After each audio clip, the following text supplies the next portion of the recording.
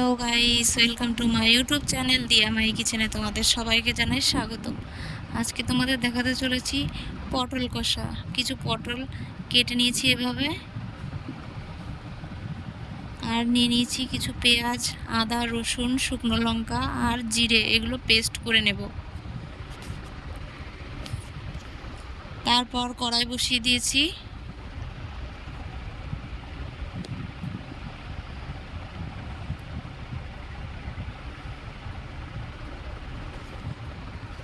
কড়াই গরম হয়ে গেছে, এবার পরিমাপ মতন তেল দিয়ে দেব।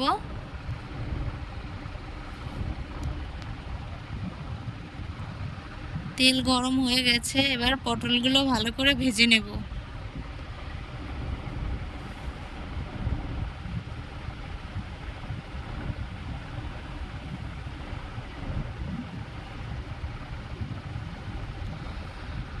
এতে সামান্য পরিমাণ লবণ দেব, সামান্য পরিমাণ হলুদ দেব, কিছুক্ষণ ভেজে নেব।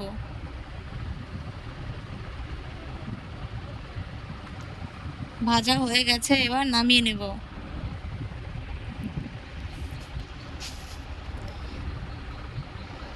সেই তেলে কিছু কালো জিরে ফোড়ন দিয়ে দেব।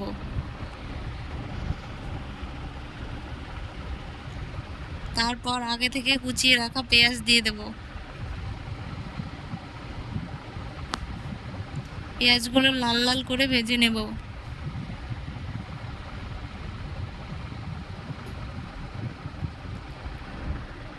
তারপর আগে থেকে পেস্ট করে রাখা মশলা দিয়ে দেব।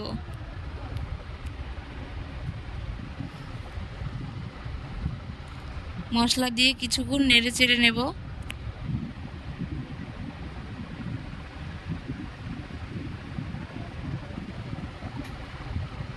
তারপর পরিমাপ মতন লবণ দেব, পরিমাপ মতন হলুদ দেব, দিয়ে ভালো করে কষিয়ে নেব।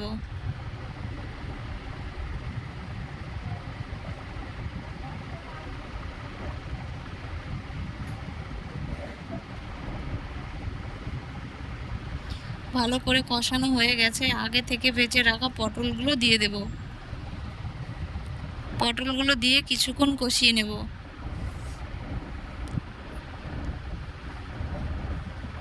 তারপর পরিমাপ মতন জল দেব।